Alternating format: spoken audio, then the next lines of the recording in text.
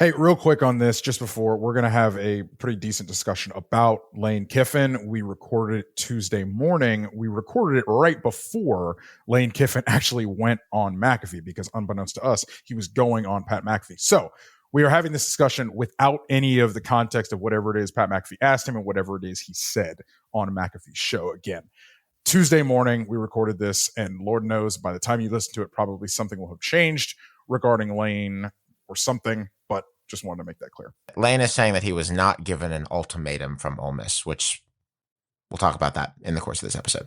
Sure. Thanks. Enjoy the show. We're coming, and we ain't backing down. We don't need a bunch of cats in here looking in the mirror. Everybody just do your job. You understand that? Hey, will you shut up? I'm bitterly disappointed with the officiating today. Guys being dudes. And they run through our like through a tin horn, man. Thank you, Lee. Thank you to our SplitZoneDuo.com subscribers. Thank you to Richard Johnson, and thank you to Stephen Godfrey, host emeritus in the house this week. Stephen, how are you? Hi, how are we doing? It's 11:03 a.m. Do you know where your Lane Kiffin is today? You can't have that many blonde white people get off a plane in South Louisiana and not take notice. It works in Florida. Doesn't work in South Louisiana. It works. It fits like a glove down there.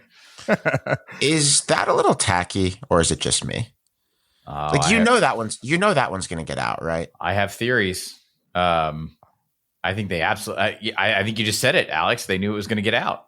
Mm-hmm. They are thumbing Ole Miss's nose in it, boy. You want to talk about some crash out, bruh?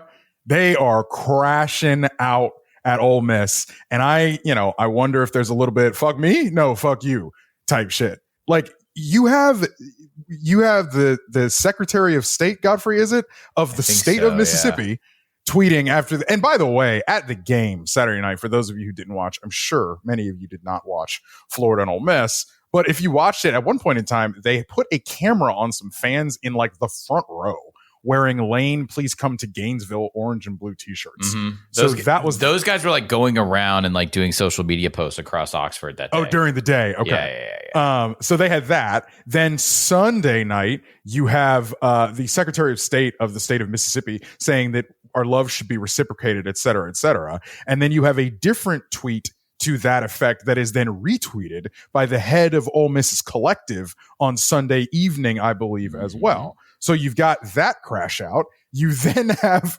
whatever ultimatum, which I'm sure we'll get to in our discussion about this, that Ole Miss athletic director Keith Carter may or may not be giving to Lane about, hey, make this decision by the Egg Bowl or whatever. It's a whole full scale crash out of proportions that not sure that we've seen too often. Besides the last time this happened with Ole Miss. The ultimatum part is not a big deal to me because they are, I mean, like Virginia Tech did the same thing with James Franklin. They just had to do it more than once. That to me is not that big a deal in terms of the like emotional part of it, because the way the calendar falls now, you guys don't really, I mean, we don't really have a choice. Like any program would have to deal with this. Like any program with the way that the recruiting windows are now created, the way that so you got transfer portal, you got staffing, and you got playoff. Maybe we didn't think it was going to happen quite this fast, like in the second year of the expanded playoff. Virginia Tech just did this with James Franklin because they wanted to use the whole like, hey, we got to market early, right? We got our guy locked in so we can start going. And that was kind of part of one of the appeals of James Franklin, other than the low price tag because of the Penn State stuff, was you could get to work. And then Franklin was kind of trying to stretch and see what his market value would be, which is fine. Like this isn't Florida State.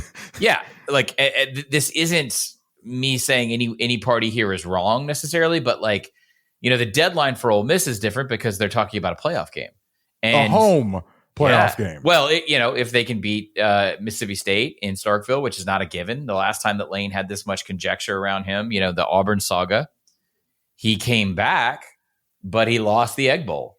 And people around Oxford are going to be quick to tell you, and I think I think they're correct, that this was a very distracted program, a very distracted team.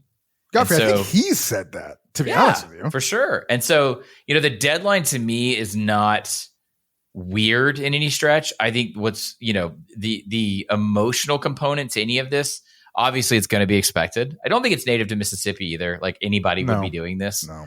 I think that losing the professional edge on this is never a good thing. I'll give Ole Miss's AD Keith Carter a lot of credit. I think they're handling it as well as they can expect, when like we have talked all year that like Lane Kiffin's going to make this about Lane Kiffin until the very last moment. Maybe not so much when Kelly got fired, but certainly when Florida lost to USF, I'm pretty sure we had this discussion like, okay, this is not an if, it's a win.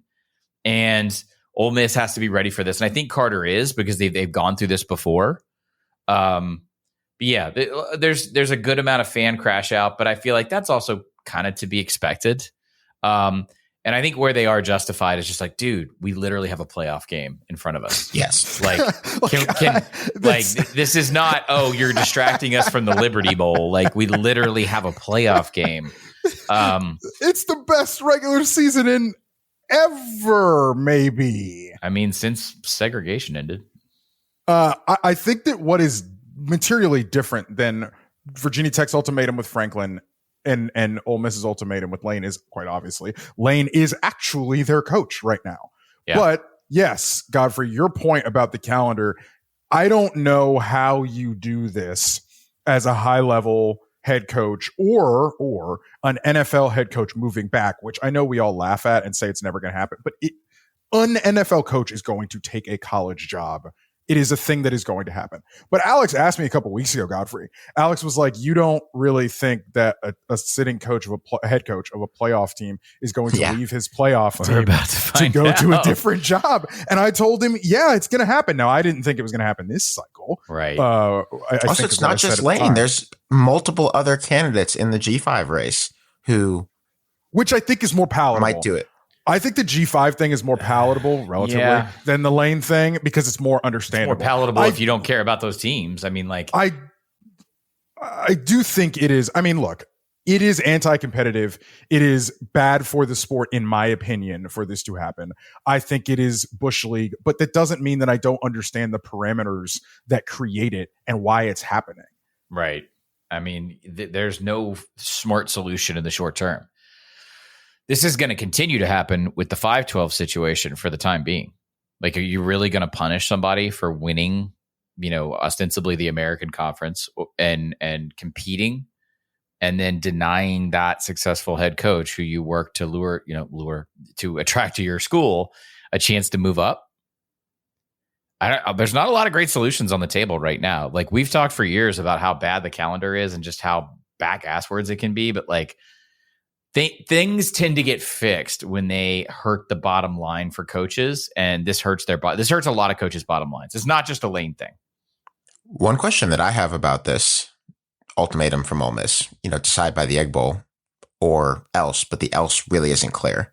I don't think anyone knows what the else is. They haven't. The athletic report that came out yesterday said that there isn't an answer to what happened. Like, what are you gonna do? Fire him? Right. He is operating under contract right now. You're going to fire Lane Kiffin and then pay whatever Lane Kiffin's buyout is and make it easier for LSU or Florida? That would be weird.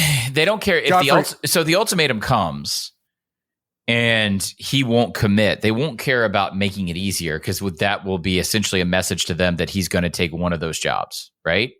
So they're not too worried about that part of it. But you would, in theory, be subjecting yourselves to a buyout. That would no. I don't think that's what they're worried about, Alex. I think they're worried about finding another coach. Well, no, they got to go find another coach. I think it's pretty obvious what's going on there. They're engaged. What do you think that is? Well, no, I mean, it's odd. Look, no one's sitting pat. This is much like the NFL. Like, I think all these SEC jobs now are like the NFL, and I do mean all of them, with the exception currently today of Ohio State and Georgia and Oregon. Right now, these jobs are all getting ready to like there's a list in the desk everywhere, right? And Ole Miss is no different. I mean, especially having gone through this with Lane, and again, the moment that South Florida beat Florida and it became obvious what was going to happen. Yeah, Ole Miss is then immediately, like, I know for a fact they've gone out and vetted and had conversations with potential replacements. That's not a unique or like different. Everybody's doing that who has a coach that's like, okay, do you think that South Florida's not doing that right now with Alex Golesh? You know, You would hope so. Do you think UNT's not doing that with Eric Morris? SMU was definitely having conversations before Rhett signed the extension, because there was a thought, a pretty good one for a minute, that he might go mama called and go back to Arkansas. So this is common. This part of it's common. The uniqueness here is, to me, the unbelievable circumstances of the timelines of the postseason and the coaching cycle aligning, and this isn't like Richard said, just a good 12 seed G5 candidate. This is an SEC, win multiple games. This is an SEC team that has, let's say, a puncher's chance at going to the national title game. I won't go any further than that. Right. I think that's fair. I think that is a very fair assessment of Ole Miss's situation, which is nuts. It just depends on the seed. I mean, like, honestly, it's sure. just how you get seeded. I mean, the national champion opened in the first round last year. I don't think that's going to happen this year. Sure. I do think that it is. I do think the thumbing Ole Miss's nose in it is very unique to Lane. This is going very, very publicly, and I think because of because Curt Cignetti, Mike Elko, Matt Rule, and who am I missing? Who's the one I'm missing? I just missed Luke one. Fickell and Mike Locksley off the market as well. Not what I mean.